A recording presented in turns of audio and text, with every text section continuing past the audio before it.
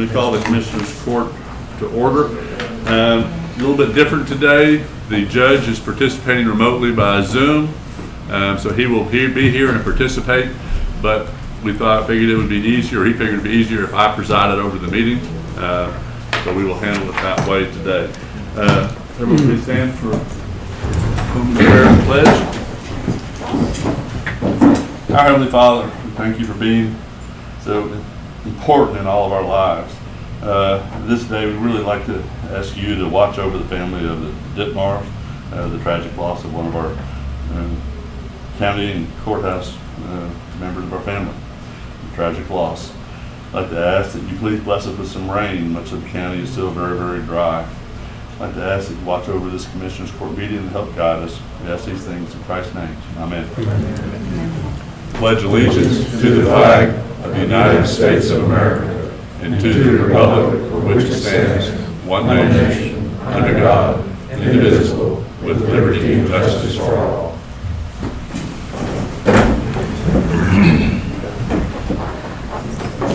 All right, we will start our meeting like we always do with our public input. If anybody has an item that they would like to discuss that is not on our agenda, we invite anyone to come up to the podium. I do not see anybody, so we'll go on to our commissioner's comments. Commissioner Ballou? I don't have anything to report. I had a very pleasant weekend. Saw a lot of grandkids, and I could probably use a nap at some point in the middle of this meeting. No rain this time? No rain to report, no. Nothing. I don't have much either. It's just hot and dry. I'll echo what you had, but I do want to say that it was a tragic loss of Bob Ditmar. He's been a friend to all of us, a great community leader, been involved in so many things with the youth and everything else in the county. So our hearts go out to the family. I agree. Judge, do you have any comments? Other than All right. and it counties thoughts and prayers to be with the Ditmar family. Okay. All right. We'll go on to the consideration agenda. Item 1.1, consider discussing appropriate action regarding update, facility use, and other matters related to COVID-19. Doug? Morning, Judge. Morning, Commissioners. Kind of update you on our numbers for last week. Last week was actually a pretty good week for us. It was really slow. We only added 16 new cases to the total for last week, where we had been adding 10 or 20 a day. Now we're just down to 16 for 1 week. Our total tested by PRNC, Peterson Regional, for the week was nearly 4,039.99. Texas Military Forces testing was 812, nursing home 675. Curative and corporate is 835. That includes 289 tests that were conducted last Wednesday at the Youth Event Center. Total testing for Kerr County so far is 6,321. We've had 395 positives. Hospitalized for 3. That's down from 5 or 6 to 7 last week, so it's been steadily going down. Active recovered. Active cases are 47. Total recovered 366. And our fatality stayed at 6. Everything else is pretty much the same. The age data, transmission method. Of course, we all know the transmission method now is going to be community spread. It's not like we're going to see a bunch of anything different other than community spread, household contact, close contact, those types of things. Age data is starting to change a little bit. I'm starting to see we're still in that 20 to 60 age group where most of our cases are coming from, but I'm starting to see the older age group starting to creep up. The 75 to 79 and 80 plus, excuse me, starting to creep up just a little bit. Other than that, I don't have anything else. I don't know what our testing numbers look like over the weekend for Peterson, but hopefully we'll find out something today. And I'm expecting to get the results from the 289 tests we've done last week sometime this week as well. I know most of the individuals who were tested have already been notified as by Friday afternoon, I believe. So other than that, I think we're doing pretty well. Doug, what type of testing is being done now? Is there turnaround? They're doing the cheek swab. So what's the turnaround time? about 48 hours. Is there Yes, sir. 40? So we were testing on Wednesday, and I know some people got their results as early as Friday morning. Okay, so we're not down to the getting results in an hour or two. No. But Franklin Clinic is, I think, right? I believe they got the quick test. I couldn't swear to that, I had to call and talk to them, but Yeah, I mean, there are a few places that had a quick test. Yeah, I think I was in the newspaper that they had the quick test, so. Okay. But still, on the places being tested, anybody can go, you don't have to have symptoms or anything, but it's not encouraged that they do that, correct? That's correct. If you're symptomatic or believe you've been in close contact with somebody who's been COVID positive, then I would recommend going and get tested. Yeah, but Just get tested because the test is available, is really, I don't think it's going to do you good. yeah, encouraging people like that just want to find out Correct. that's disencouraged. And there are still places in San Antonio where you get tested, and when I get the Region 8 update every day, if I see a place locally that they're going to be doing testing, like Gillespie, Bandera, one of those other counties, we're putting those out in press Okay. releases. Good deal.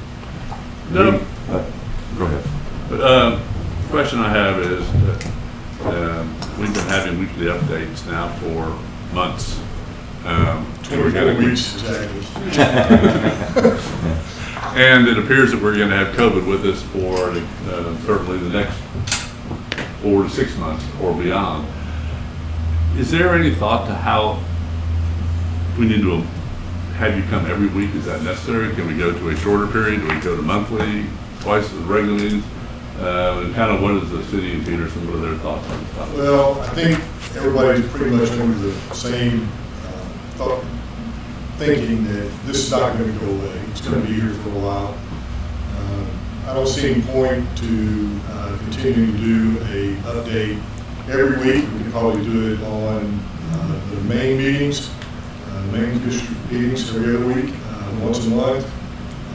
I'll still keep track of the numbers. Sure. We'll still continue to do press releases, especially if we have something big, if we have a big blow up in the numbers or something, then I can see coming back here in court. But as far as taking up y'all's time with this and just hearing what the numbers are, I think we could do it once a week, I mean, every other week, something of that nature. Why don't we scale back to that and then go from there? You know, down the road, we might go to once a month or something. That would be my thinking. Put it in the regular meetings or in the, Yeah. The regular meeting updates and then the other, but our special meetings that are on the. all right, because then the general public is aware. There's one thing I want to ask about and see if you can shed some light on. I've been tracking the numbers since the governor's mask mandate, and the death toll has gone up dramatically. Is that because of the people coming across the border? A lot of the border counties are showing higher numbers. We've had one day we're at 675 people lost. So what are you hearing about that? As far as the other statewide numbers, I think the fatalities, for the most part, have either leveled off or going down, but South Texas, along the border, it has exploded all those hospitals, to my knowledge, to any capacity, and their fatality rates have skyrocketed. That's what's driving the state I number. believe so, yes, sir. Okay. Deb, I think one thing, since we're on YouTube and people are concerned with this, and I know you're not a doctor, but do you have recommendations that you've heard so people aren't caught flat-footed, whether it be certain vitamins or anything else, just to protect yourself to where all of a sudden I test positive and trying to catch up? You know, Commissioner, I don't really have a recommendation on Okay. that. Just like you I said, just thought- I'm not a physician, and I hate to Exactly. make a recommendation, all of a sudden we start having problems with a shortage of vitamin D or something. Okay. All right, as long as it's not. It's always best to make sure you're in good health. Take it into your own hands. Yeah, okay. Thank you. We want to go every other, Why don't we try that and okay, see how that goes? no problem. Thank you 2 all. weeks. All right. No action on item 1.1. Item 1.2 is consider, discuss, take appropriate action regarding the local state of disaster due to a public health and economic emergency proclamation that was signed by Judge Kelly on March 24th, 2020, and extended until terminated by order of the Kerr County Commissioners Court on March 30th, 2020. Anyone want to take any action on that? Nope. Nope. All right. Item 1.3, consider, discuss, take appropriate action to accept the resignation of Keith Miller from the Kerr County Joint Airport Board and appoint Walter Scott Shelhas as his replacement. Mary Rohr, They're coming. you're coming in. Correct. Keith coming in. Good morning, my name is Jim Mans, and I'm You can take your mask off while you're speaking. There you go. Now we can hear you. my name is Jim Mans, and I'm with the Airport Board. And my mission today is to introduce a new board member for our board. Keith Miller is leaving town, going to, I believe, North Carolina. Ooh. And Keith has been a very good board member, and we're sad to see him leave, but I'm happy to present today Scott Shelhas, who is to complete the unexpired term of Keith, which will end May 31st, 2021. Scott is an architect. He's a Texas Tech graduate. He's a pilot, and he's an airplane owner. And so he'll be well qualified to represent our board. Scott, you want to make a couple of comments and ask any questions that they might have? Sure. Just appreciate the opportunity to work with the board, and we've been looking forward to kind of getting more involved and getting more knee-deep into the community since we've been here for nearly 4 years. And looking forward to helping out the airport, the county, as well as the city, and especially Mary. How long have you been flying in and out of the airport at this time? Here, just nearly 4 years. Okay. We had been in Lubbock for 40 years, and that's where I learned to fly roughly 40 years ago.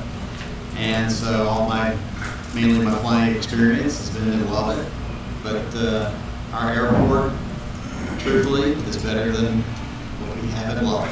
You mentioned you've been here 4 years, but I believe your family history and roots go a little deeper than that. Goes a lot deeper, yes, sir. Yeah, I grew up as an infant coming to Kerrville, visiting great-grandparents, grandparents, and of course, finally my parents retired here, so, and our kids have grown up coming here as well, so. Okay. I make a motion that we approve the appointment of Scott Shelhas as new member of the airport board. Second.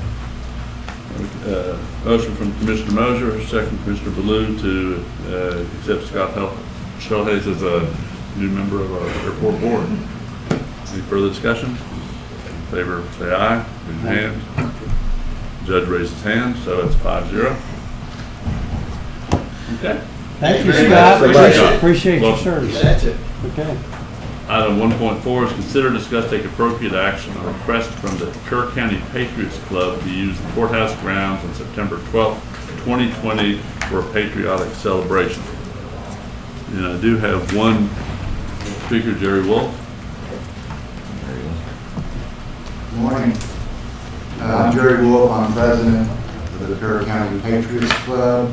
We're an organization that promotes conservative values and conservative candidates.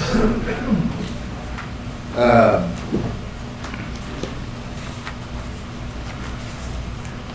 thank you for your time from our club to request permission to hold a Celebrate America Day on courthouse grounds on Saturday, September the 12th.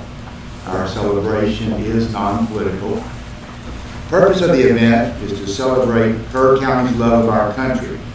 Celebration is to make up for the July 4th celebration that had to be canceled because of the governor's restrictions on gatherings that was published on July the 2nd. Obviously, there wasn't enough time to kind of reorganize and rethink the whole thing, so we had to cancel that. We also want to celebrate and acknowledge Patriots Day, which is September the 11th, the 20th anniversary of that terrible day in our lives. And also to note the passing of the 19th Amendment, which gave the women the right to vote, which that 100th anniversary occurs on August the 19th. And also to celebrate Constitution Day, which is on September the 17th. So there's a lot of holidays, major events in our country's history come together about that time on September the 12th. The event comes at a time when patriotism and support for the USA is being downgraded, even mocked by anarchists and socialists nationwide, including cities in Texas. An event by Antifa in Marble Falls about a month ago to block the 281 bridge was followed by the Burnett County Sheriff and a group of local citizens, I guess, which you formed a posse. That tells us that the Hill Country is part of the plan to spread chaos. The Kerr County Patriots knew we had to act and let the rest of the Texas and country know that Kerr County remains steadfast in our belief that America is the best country in the world and that Kerr County continues to strongly believe God has blessed America and in God that we trust. Part of our program is to praise our country, is to remind everyone that the most important duty as citizens is to vote. Our club will man registration tables, voter registration tables that will announce the fall election voting schedule and offer a handed printout of the schedule. Children will be given a small American flag to take home. As a result of these restrictions by Governor Abbott on public gatherings, you will find attached to the event program that we handed out to everyone our plan to comply with the governor's directive. We also request that we be able to use the electrical outlets on the courthouse grounds for a PA system and ask for approval to place a large banner 8 feet by 3 to 4 feet on courthouse grounds starting August the 29th to advertise the celebration. We thank you for your consideration of our request, and I'll be happy to answer any questions that you may have. Judge, for your information, I don't know if you saw it, but they have submitted a COVID prevention plan, as I believe you requested. And I know Mr. did that. I haven't seen it, but I'm sure as long as it provides for social distancing, I think we're probably in good shape. Yeah. Sure, we're in real good shape with that. And in that regard, I move for approval. And I'm sorry. Go ahead. All right. Sometimes I can't hear the other people that are talking, so I don't want to step on somebody else's. But I wanted to thank Mr. Wolf. They've been very cooperative. We've been trying to do these written COVID safety plans, try to make sure that we're enforcing the social distancing as best we can. And I really commend the Patriots Club for their cooperation in helping us do this. Great. We have a motion from Commissioner Harris, second Commissioner Moser, Blue. To allow the Kerr County Patriots Club to use courthouse grounds September 12th, 2020 for a celebration that will go from 10 a.m. to 11 a.m. Any further discussion? All in favor, raise your right hand. Unanimous, 5-0. Thanks, Jerry. Well, thank you very much, and we hope to see clearly in front of you on September 12th. Okay, good. We'll see if it makes national news. That somebody said something good about America. Item 1.5, consider discuss and take appropriate action to accept recent donations of multiple items from Kerrville Pets Alive. Reagan Gibbons. Morning, everybody. Good morning. And I've just got a little list of stuff that Kerrville Pets Alive donated to our department. It consists of a litter box, litter, dry cat food, canned cat food, cat toys, cat collar, and then 60 tablets of Capstar, which is for me to take medication. And thank them for that. Move for approval. Second. Motion from Commissioner Blue, second Commissioner Moser to accept the donation from Kerrville Pets Alive. Any further discussion? All in favor, say aye. Raise your hand. Hey, Reagan, Unanimous. can you accept medication that like heartworm pills and things like that? Yes, sir. Okay, good deal. Yes, All sir. right. Yeah. Item 1.6 is consider, discuss, take appropriate action to approve and adopt the revised Kerr County budget calendar fiscal year 2020 through 2021. James Robles. Good morning. As we discussed in our budget workshop last week, this calendar with all the red dates, which are the revised dates, Those are the ones we're going to request as for the court to approve the revised budget calendar. The main changes are we're voting on the tax rate in the adopted budget on September 14th. We've also added a August 19th budget workshop, which will be our planned final workshop.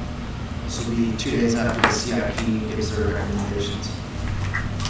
So the big change was, it was August the 27th? 24th before? Yes, sir. Oh, to adopt, okay. All right. Move for approval. Second.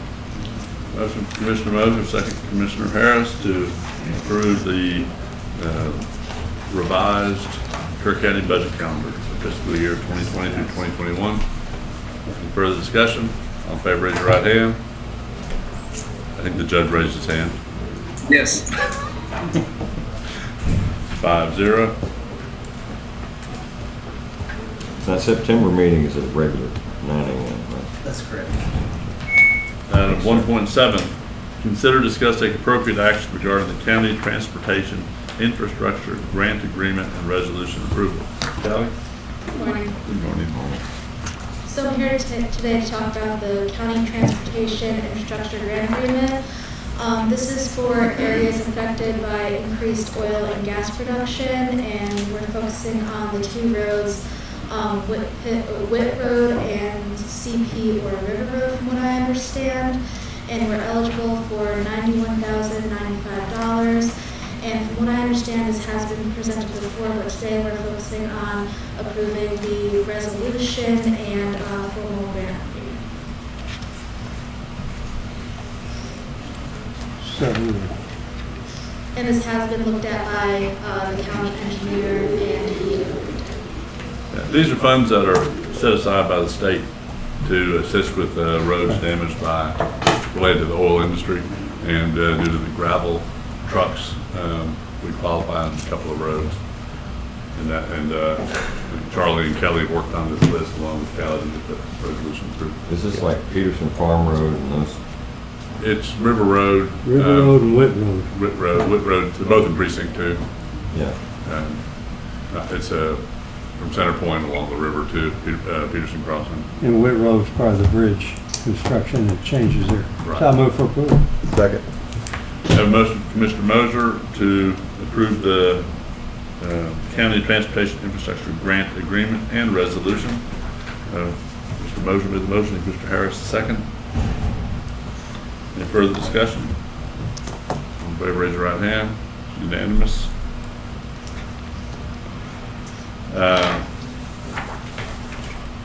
Item 1.8, consider, discuss, take appropriate action on implementation of the burn ban. This is our regular 90-day update that allows us to operate in the manner we do by precinct. I'll move for approval. Second. Motion from Commissioner Harris, second Commissioner Blue, to approve the implementation of the burn ban for the order that is attached to the agenda package. Any further discussion? All in favor, raise your right hand. Unanimous.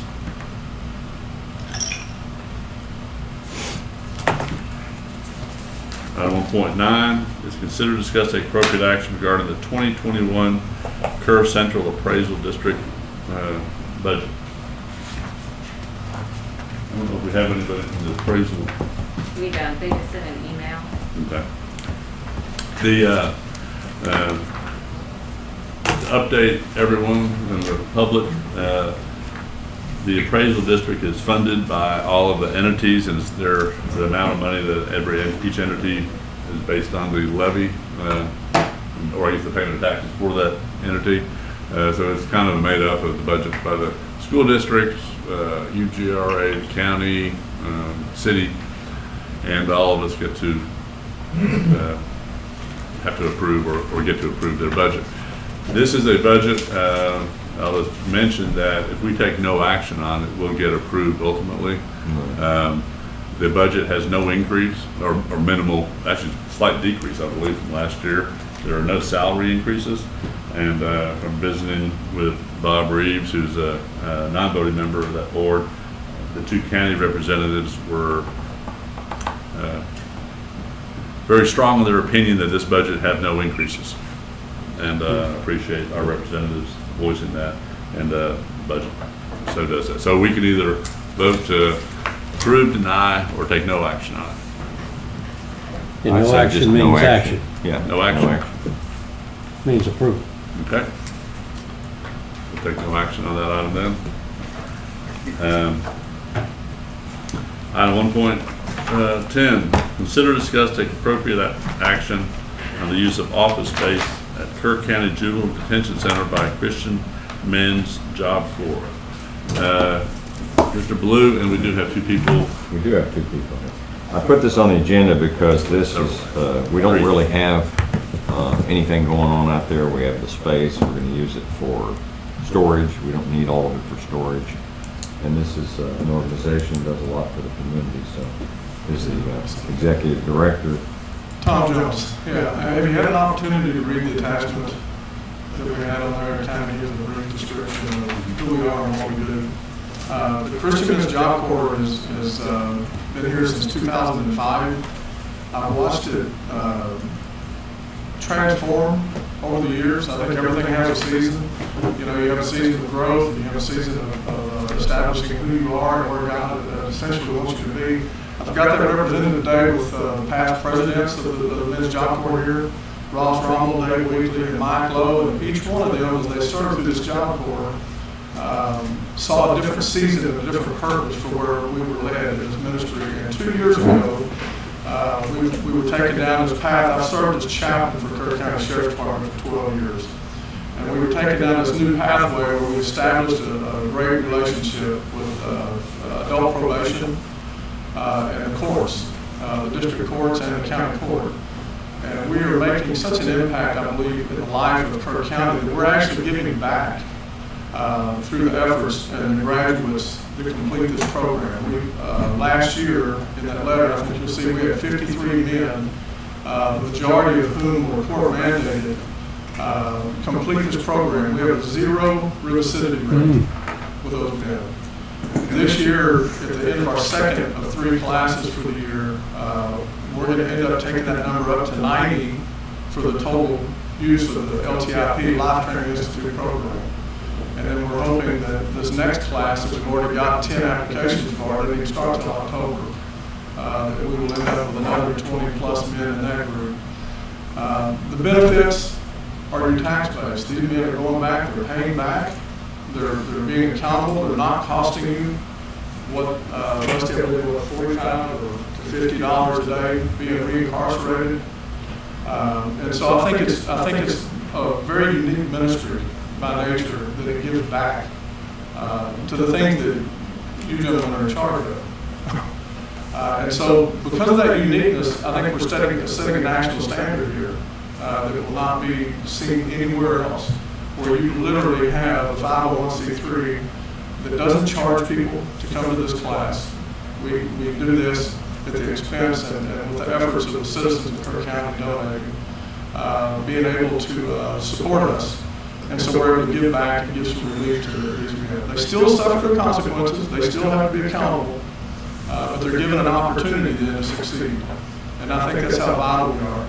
Y'all have already been in a relationship with us for the last couple of years that you're probably unaware of to the depth of it because of the way that things have transpired. We just recently, Wells Fargo Bank just recently sold. We're in a very unique place. Where we are having to look for a place to start holding classes beginning October.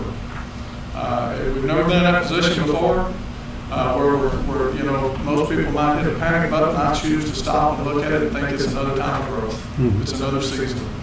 And I think for me, and I think my board enjoy that assurance that we know we're going to grow through this somehow, some way. But the pedals on the metal here, we've got October, we've got classes. And so it does put us in a different place than we've ever been. The Juvenile Detention Center, I went out and visited with Jason. And the offices, he says they're moving out in October to the new building. And what we're proposing is basically the offices that they're currently occupying and going in and where the Sheriff's Department used to have a fire retardant wall that separates it from the back, the storage. putting that wall back up again and taking those offices. That should not impede any future plans that you may have for storage. I don't know the square footage, we weren't able to get the plans, but I'm guessing, and Ms. Hughes might be able to address that, the actual square footage of the building, I guess pushing 50,000 square foot, I'm not sure. But it's extremely large, but the area that we're talking about, it would not be interfering with that back portion. It would strictly be that front office area. So a couple of observation and questions. Yes, sir. So the Christian Union Job Corps does fantastic work. I mean, in the community. How many organizations are like that in the state? None. None. This is it. We're in. Wow. Okay. Another question is office space. How large do you need out there? For how long? What kind of commitment? I asked Jason, do we have any kind of legal issue with this, Jason? Well, so I just heard that juveniles moving out of the facility. Is that what I heard? Yes, they're moving next door. Okay. Our concern is that juvenile privacy is protected a lot more than folks on the adult side. So that is a concern with increasing the amount of foot traffic. We're going to have juveniles coming all hours of the day. So have you taken a look at this proposal? I know Heather has, and she's spoken with Jason Davis. Pardon me? Heather has. Okay. She's spoken with Jason Davis about this. I don't think that we were ready to support the proposal. We understand they do good work. It's just, I don't think, we had some concerns that I don't think we're going to do. Can I ask you, Rusty, this is a practical question about bringing juveniles in and out and that sort of thing. Does that raise any concern in your mind? If we're bringing them in and out over there, yes, you're supposed to keep them out of sight and sound, have most of that's inmates. But the problem that I have, and Christian Men's Job Corps does do a great job, but some of these people will be on probation, I'm sure, different things. And it could cause an issue with separation and how it's done, if the juveniles are still over. If juveniles is totally moved out of there, kind of like Jason, it just can't. But then you got, the only other thing you got is what kind of records do you have stored and all that kind of stuff over there. And the security for not knocking it down. No. You and I work together, he's also our jail chaplain. But what kind of security we have to continue to have over records and things like that. Yeah, that would be that wall, where you have the wall. And that's why we have it then, but it is a secure wall. So it sounds like the intent is good, but there's a lot of details still to be put together by legal, security. Right, you're talking about two separate buildings where the youth will be going in and out of now versus where they're at currently. And so it would be a completely separate building. Because Jason Davis and those children, they'll be moving over to a whole different building. Yeah, I understand, but just from a standpoint of the county providing the space, it's, and the county attorney hadn't looked at it yet.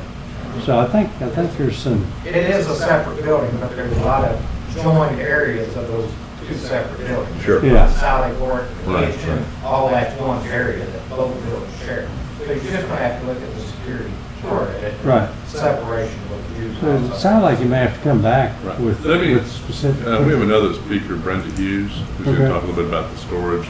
Yeah, we also, we would like somebody to provide us plans. We have not been able to do that. One of the issues could be, that building's going to be dead, Right. just about. So, I mean, it's going to. This could all change. I don't see any agreement other than short term being like maybe a year or so. Just because that building, once the construction starts in there, it's going to be pretty extensive likely. And we don't know that. And maybe 2 years, or maybe 3 years, or maybe, so that's what concerns. Let Brenda go over a little bit of. We don't know when we can get it done either. Sure. That's what I'm saying. Yeah. So there's an unknown with this. It needs to be clear it's not a long term. If we do anything, it's not a long term. Right.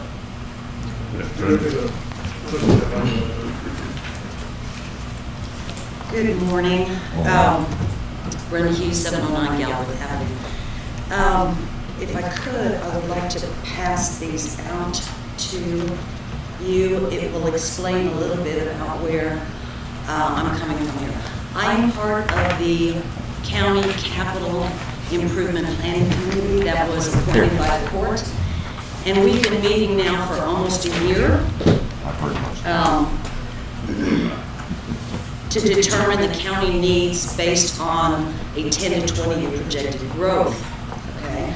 Now, if you look at this spreadsheet, there's 26 county departments, and what I'm showing you here is what their storage, their on-site storage needs are, their what their requirement is, what their off-site storage is, and what their off-site storage requirement is. Now, if you'll notice the areas in yellow, those are some pretty significant areas that we may not need, but I'm requesting that you delay your vote on this until after we are able to make a presentation to the court on the 17th of August, which is next week.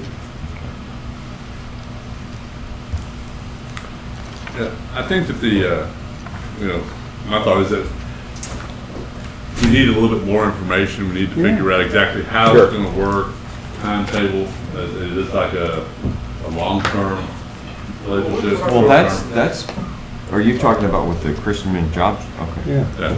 Just kind of how that would work. Yeah, I think it would be a great fit if they could do that because of what they do for the community, but I think it's just a little premature to vote on it right now because of what we've got to present on the 17th. Well, I think everybody thinks it's a good idea from what I'm hearing, but we don't know what it is. Yeah. You know, we need to understand what it is, how large, what, when, and how. Yes, and also And legal. The architect for our project needs to be able to map out what our needs are based on executive session on the 17th, and then if there would be room for Christian Men's Job Corps.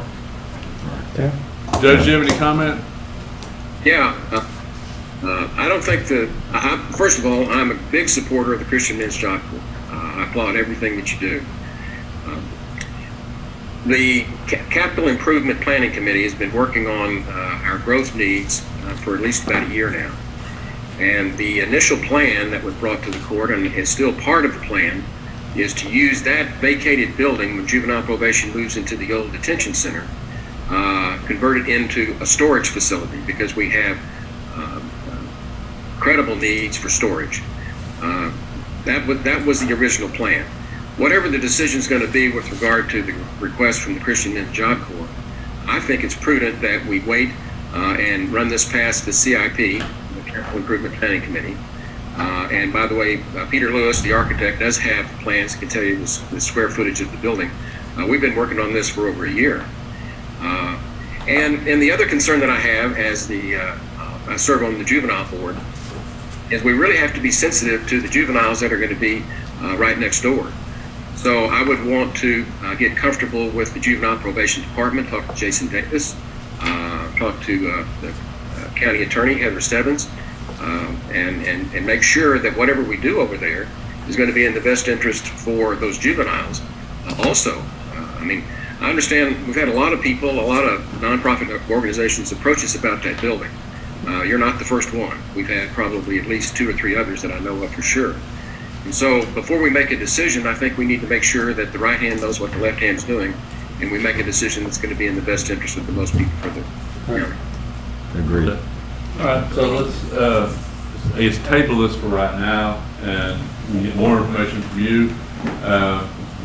It would be helpful to know how much square footage you really need. We will get a plan of the building that we have right now that you can kind of look at it, and then we can you can kind of figure out what you need, and then we'll hear from the CIP on the 17th, and then we can move forward. Right, and if we could, I wouldn't mind an opportunity to visit with Mr. Lewis and find out where he thinks or if he thinks, and with Heather to see whether we can answer her concerns. Right.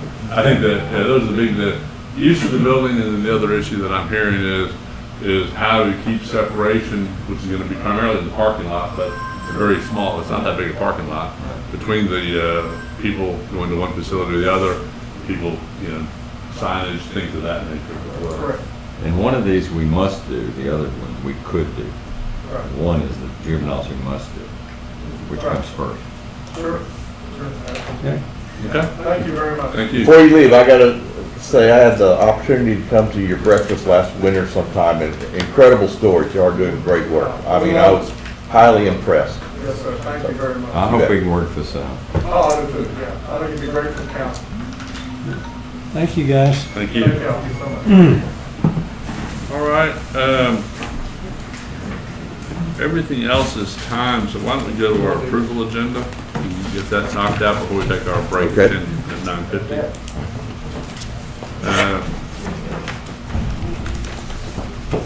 And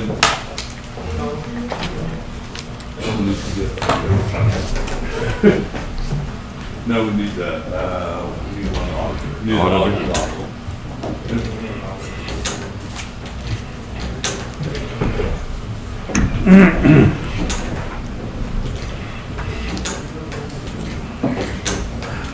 Why don't we, I can do the monthly reports. Okay. Why don't we go down to 2.5? Yeah. So, July 2020, Environmental Health, OSFF, monthly activity report, Director Ashley Batters. Fines, judgments, and jury fees from JP3, Kathy Mitchell, and JP4, Bill Ragsdale.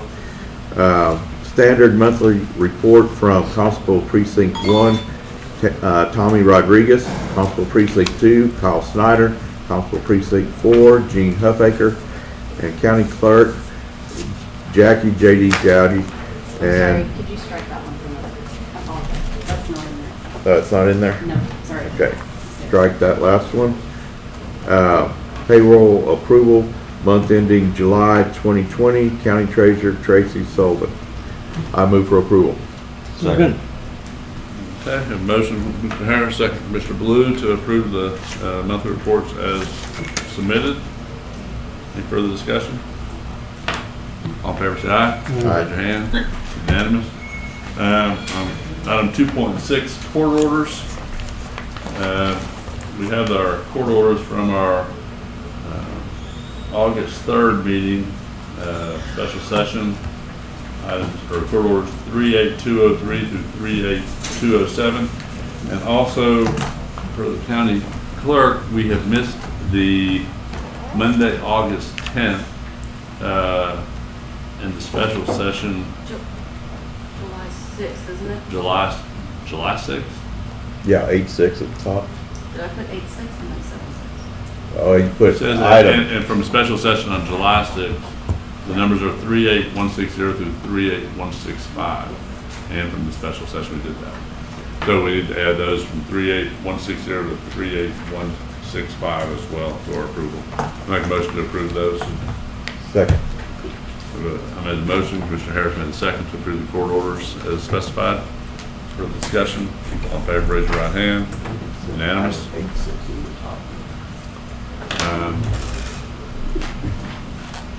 No order. No one in the auditor's office? No, just Joy.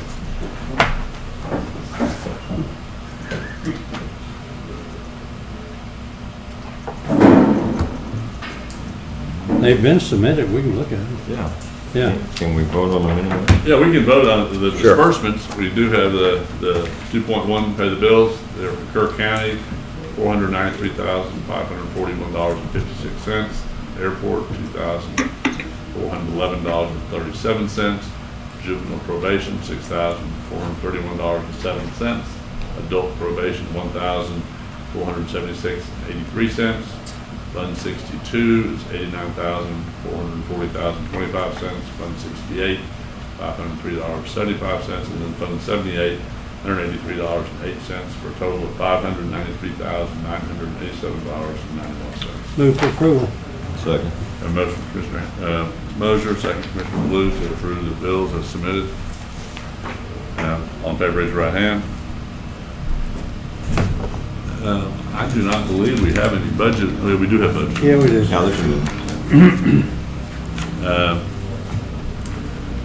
The budget amendments to the county jail to move from prisoner meals to trash service, and environmental health, vehicle maintenance part-time salary, and then sheriff's department, whatever the insurance proceeds for vehicle repair.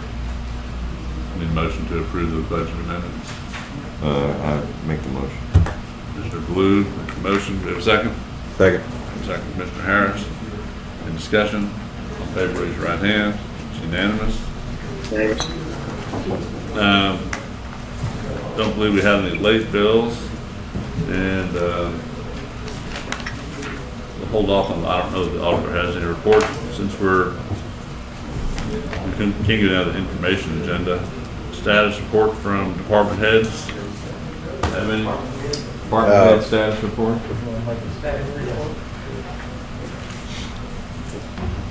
Morning, gentlemen. I want to bring you all up to date on the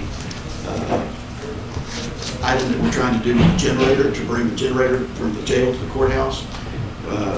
We have bids submitted by DW Electric, which is the preferred vendor, and we are awaiting that generator to be checked out by the maintenance department, and they're in the process of that.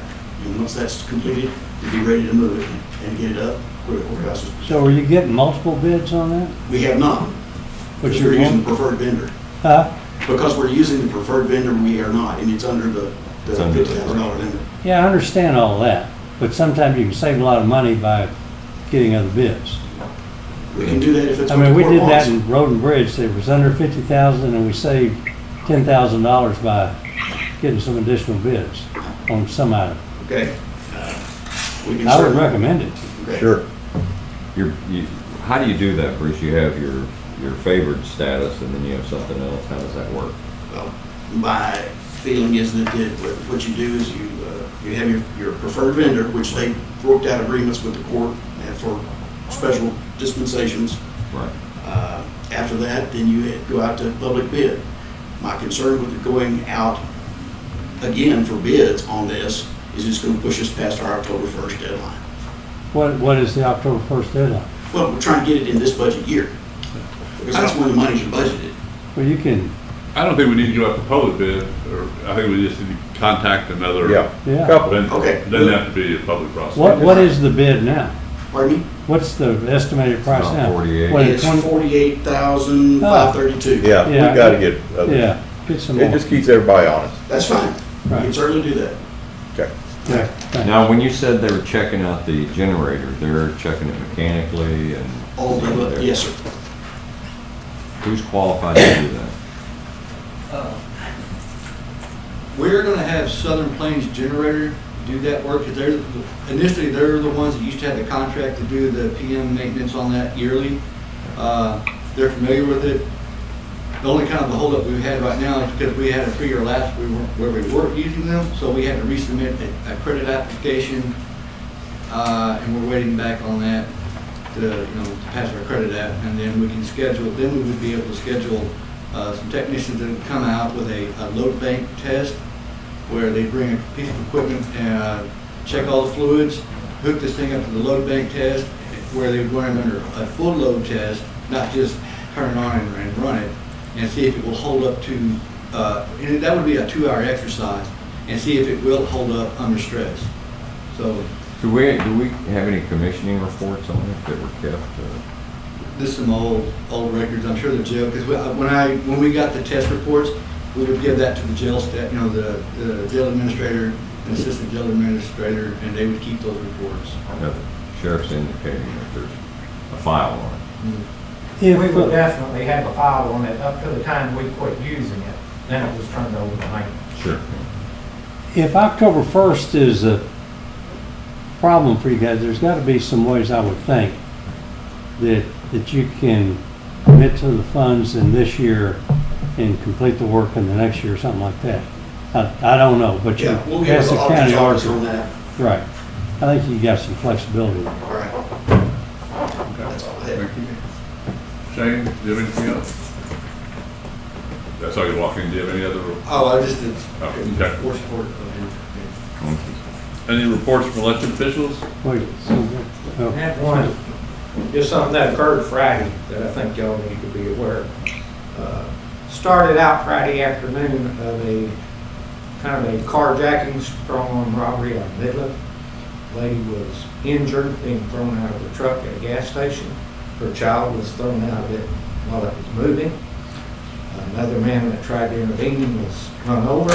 And DPS Junction attempted to stop the truck. And upon getting it stopped, it put it in reverse, ran the DPS unit, and then it proceeded on to us.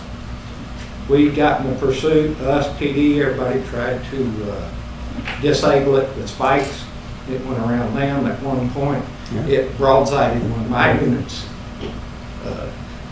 Didn't injure the officers, thank goodness, probably totaled our unit.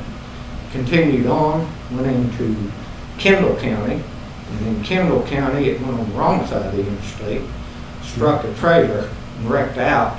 And our officer, he then charged one of the Kendall County officers on foot. We tased him and were able to get him subdued and in custody. Nobody else was injured. And then once in our jail, he's assaulted at least one jailer. And we'll have that charge. So there are multiple charges and one very damaged vehicle of ours and another one that was injured. Does all the people survive? Everybody survived. There were no So is he in Kerr County Jail as opposed to Kendall County He Jail? was in Kerr County Jail. Why is that? Because Kendall County didn't file charges at that time. He didn't do anything to them.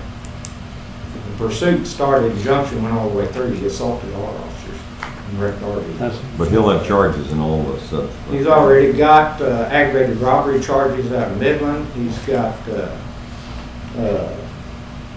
injury to a child out of Midland. He's got the auto theft out of Midland. He's got another aggravated assault charge out of Midland for striking the citizen that tried to help. This guy's about 6'1", 365 pounds. So he's our guest. And he's very dangerous.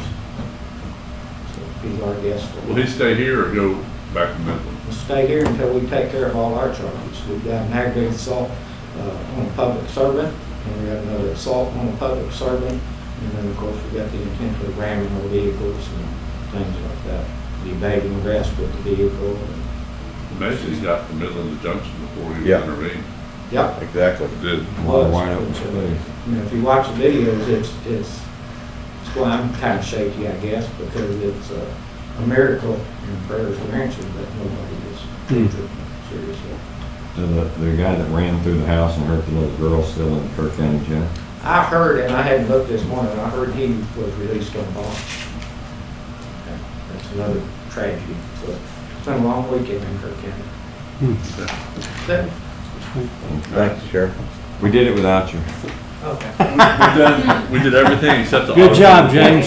Y'all approved the bills? We approved the bills, we approved the late bill, not late bill, the budget amendments. Okay. But we didn't know about auditor report. There are none. Thank you, sir. Thanks for coming in.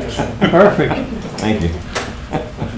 Item 3.2, as elected officials, 3.3, staff supports liaison commissioners. Not now. Nothing? All right, we'll go ahead and take a break and come back in session at 10 o'clock.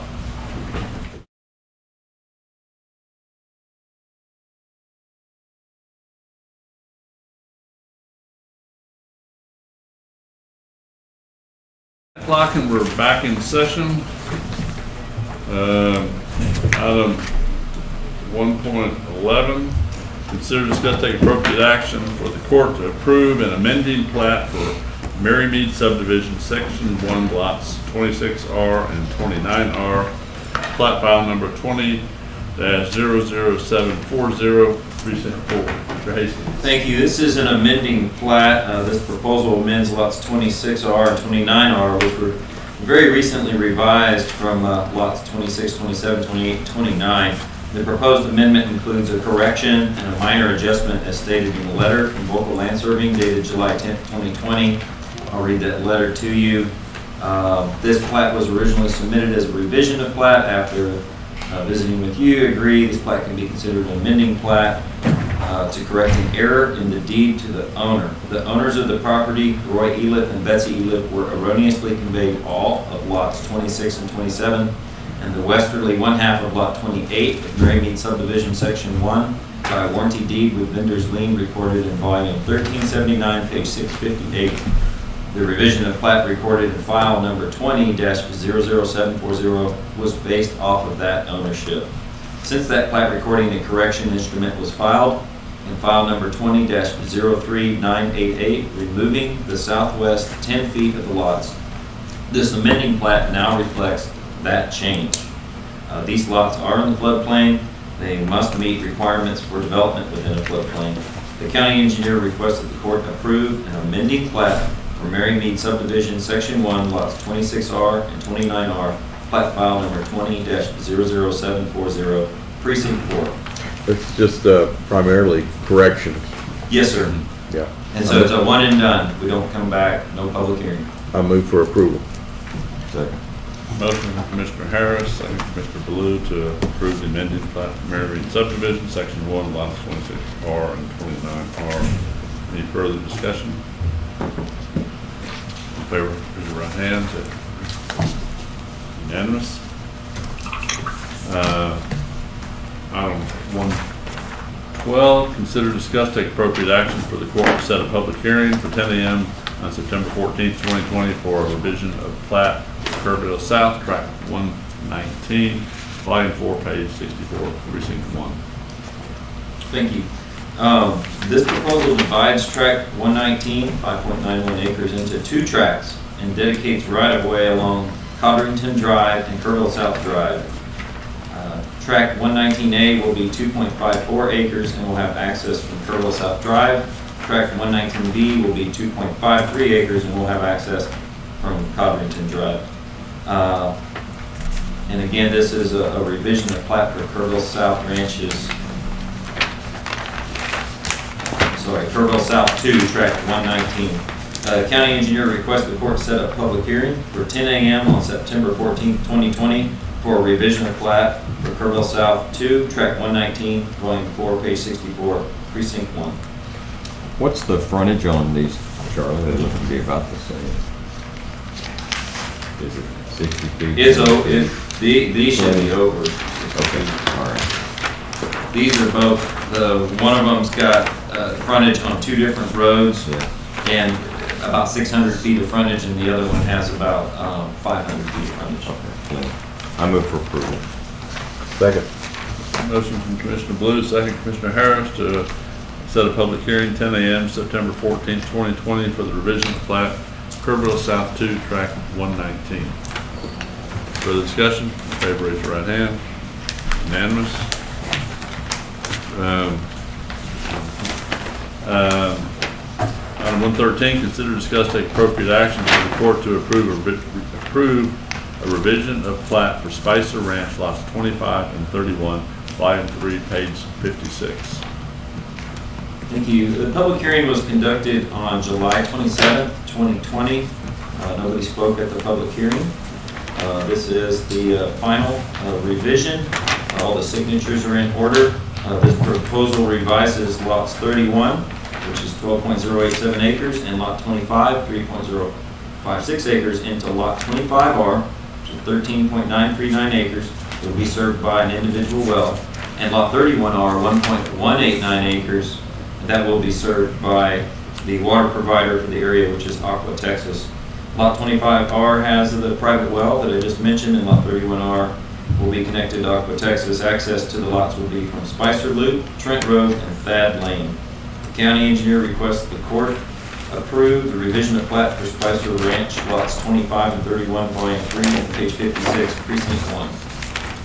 This is the one that brought up the issue of street name. That's correct. And that street name has been corrected, and it's on a poll today. Okay. I move for approval. Second. I have a motion from Commissioner Blue, second Commissioner Mosier, to approve the revision of plat for Spicer Ranch, lots 25 and 31.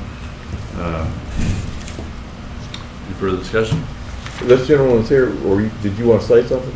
No, sir. I work for the surveying company. I'm just here to listen and answer any questions if they need. Great. Okay. All in favor, raise your right hand. It's unanimous, 5-0. Item 114, consider, discuss, take appropriate action for the court to approve a concept plan for Center Point Christian Church addition in Center Point, precinct 2. Mr. Hastings. Thank you. This concept plan proposes 2 lots on China Street, also known as FM 1350, which is taken care of by TxDOT. They own and maintain that road. It's within the high-density development area of Centerpoint, and it will be on a public water system and the public sewer system. Maximum number of allowable residential lots will be determined using the Texas Water Development Board's model subdivision rules as it relates to water availability. The property owner is requesting the court allow one of the lots to have as little as 30 foot of frontage, road frontage. The property owner is working with TxDOT for the driveway permitting and will be required by TxDOT to share 1 point of access on that 30 foot that they're describing on the plat. Section 7.04, access to roads of the Kerr County Subdivision Rules and Regulations, requires arterial and collector roads to have 200 foot of frontage for lots. It also states that minimum lot frontage distances may be reviewed by the Commissioner's Court and lesser distances may be approved based on lot density, topography, and other mitigating factors recommended by the County Subdivision Administrator.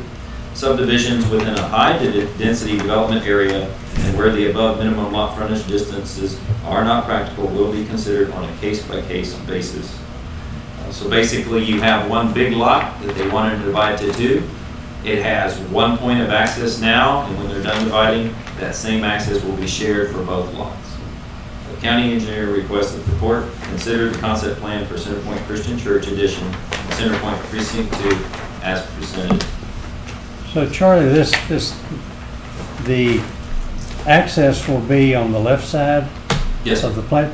So that looks like a pipe, obviously a pipe stem for the lot in the back. That's, a pipe stem. yeah, I mean, it's configuration. Yes, sir. So it's a long driveway. That's there. correct. And the lot number 1 will use the same They'll have to entrance use, off of that's correct. China Street. Yes, sir. Is that where the entrance is now to China Yes. Street? Yes, So there's same something as. there now. Okay. Actually, there's something on, I think on the right-hand side, but they want to do away with that. They want to go over here on the left. Okay. Earl, is there any way to get that 30 feet a little bit wider? I mean, he can go down to lot 1, he can go down to 1.01 or 1 acre. So we could go down a tenth of an acre and widen that entrance. That's a good point. And one of the reasons why we would want to work with them to get it wider, and we are asking them to get it wider, is because we've got a sewer line there. And I think our preference would be that that access road be off to the side of that existing sewer line. We just installed the sewer line in the past 12 months. Well, we've got sewer lines down the middle of streets, other place. Right. Yes. Yeah. So this is, They would have to build a drive, if they did, they'd have to make sure that the driveway matches the sewer manhole. It just might be better since it's a residential situation, it's not a public road, it's a driveway. Right. Probably better if their driveway was off to the side a little bit. what's the logic there? It can be down the middle of a street, but not down the middle of a driveway. When that sewer line gets serviced, there's gonna probably be a big vacuum truck in the middle of these people's driveway working on that manhole. So Yeah. it would be better if there's more room. Sure. If it was in the road is wider and they could go. Well, I around. don't know what that does to, reducing the size of their lot. I hear what you're saying, but this is a concept plan. They want to get approval with the concept before spending money on a final, to make sure that it's okay to have less than the 200 foot of frontage required. Yeah, I'd like to understand what that would do to them to make that wider than 30 feet, and also Okay. if it, maybe they've got a problem if it reduces it. I don't know. I think that's why they're asking, can we go as small as 30 foot? I think they're gonna work with us as we try to work through that issue, Yeah, but but they if it must can't have- be worked out, They must have a reason to say, can you go as small as 30 feet? I don't know what that reason is. just to meet this configuration. I think they were trying to keep both lots 1 acre or above, which they've done so far. I just think they need to move that lot line over so which would increase that frontage by 30 feet, maybe to 45 feet, and you're not gonna, eyeballing it, but they've got 1/10 of an acre to play with, so they ought to be able to move it over. Well, there ain't any criteria says they can be below a 1 acre. You know, 1 acre's not a criteria. They're on sewer and everything, so. You're gonna be on both water and sewer. I know, so I'm saying I don't know why 1 acre's not an issue. I mean, What kind of structures are on this? we don't know, it doesn't matter. The lot Well, maybe that's that's what's closest restricting. to the highway doesn't have anything on it right now, and the one in the back has like a shed or something like that. So if they brought it out the way Commissioner Letts is talking about, expanded another 15 feet, you still have, all they want is access to that back lot. And the access will be on that left side, it looked like you were maybe pointing, there you go. Either way, they're just trying to get to this back lot past this front lot. Yes. I just think that we can require them to make that wider, make the back lot a little bit larger, or we can figure that out. I'd like to hear what their reason to making it as small as 30 feet before we say, no, you can't do it. We don't know why they want to do it. I think 30 feet is really narrow to me. But, you know. For a driveway? They don't know what they're gonna do with that front lot yet, and I think they're trying to keep their options open. Sure. So they just try to make it as big as they possibly could. Well, then go back. And so they made that access point as small Asking as at 45 feet gives them heartburn. We can do that. Yeah, okay. Then we'll go. So we'll say, yeah, approve the concept plan with 45 foot, and then come back if that's a problem for them. So I'll make that motion. Is there a second? What's the motion? The motion is to approve the concept plan with a revision that the common entrance off of China Street in the driveway to the back lot be 45 feet as opposed to 30 feet. And if that's not acceptable, they can come back to the court. Well, do you want to name a number, or do you I want to said just? 45 feet. I know you did, but I said, do you really want to name a number, or do you Yeah. just want to tell them to make it bigger? Just get it off the dime. Yeah, I really want it. So it's like a first offer thing, and they're going to Right. counter offer? Right. Or just Right. do it. Huh? Or not do, it looks like to me, I mean, if I was going to hold out my options, I'm just making a suggestion here, and I have a lot that I might sell later, and I can say it's over an acre. That's just a marketing You thing. bet. I think that's probably. But a in little- that area, that doesn't matter because it's half acre, quarter acre lots. Yeah. Yeah, but it matters when you're looking at it, and it's on Yeah. a piece of paper, and you're Sell trying it. to decide which one to buy. Okay. But I think if they go 15 feet further, it'll still be over. an Right. acre. Still be over. Yeah, an it will acre. be, yeah. So that, I'm guessing that's why they did that. So I'll go ahead and second that. Okay. Motion from Commissioner Moser, second by Commissioner Blue to approve the concept plan, subject to an agreement by the property owner to increase the driveway width to 45 feet, which would also increase the access point on China Street to 45 feet. Right. Now, it's just the access point, isn't it? Right. They don't have to do the whole driveway, We 45 could go a feet. little bit over the angle, it's more Yeah. of the access Yeah. point for visibility. That's really what we're going for, right? The, I misspoke earlier on, lot 2 does have a house on it. That's probably. It's not just a shed. There's a concrete slab that looks like it was maybe a shed or something at one time, a driveway that goes up to it, and then there is a residential house on their proposed lot 2. I just wanted to clarify that. Right, lot 2, but not lot 1. But not lot 1. Lot 1 is vacant. But all of the access will be on the left side, and right now it is on the right, but they want to go away from that and have a common access point on the left. Because TxDOT won't allow them to have 2 points of access. Right. And that won't interfere with any existing structure. No, sir. Okay, I have a question. okay. My question is, why are we approving anything at this point when we're really kind of in negotiations with these people? Sure. To see what they come back with on the next concept plan.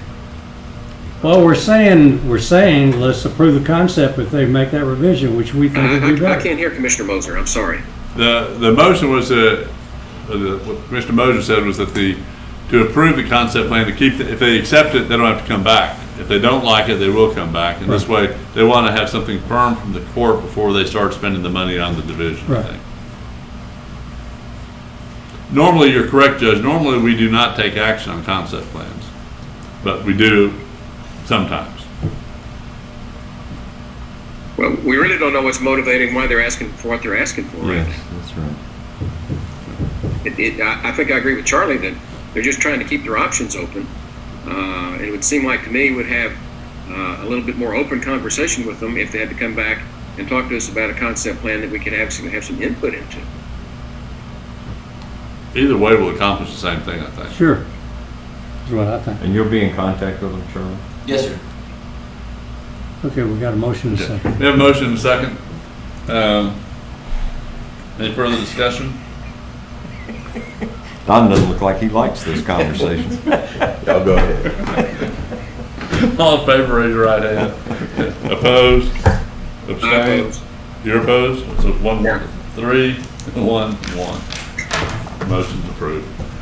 All right, we're gonna go ahead and go into closed session at this point of the meeting. It is 10:17. Just one second.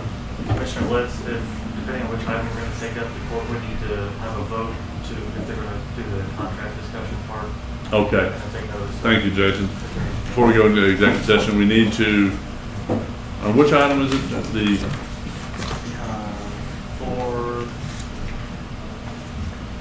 That's 4.1A and the written report. We're going to need to have a vote and already have a written opinion from Ms. Stebbins. Okay. She approves that. Right. So we need a vote. It's on 4.4, right? Unanimously. On 4.4, we need a vote that we need to go into closed session it would be detrimental if we do not go into closed session, discuss the real estate transactions in open session. I move that we go into executive session. Second. A motion second to go into closed session on item 4.4 regarding contract negotiations in real estate. Any further discussion? Favor, raise your right hand. Unanimous. All right. Now it is 10:19 and we'll go into closed session. Okay, we're back in open session at 10:56. And there will be no action, I don't believe, on anything in closed session. So we are adjourned.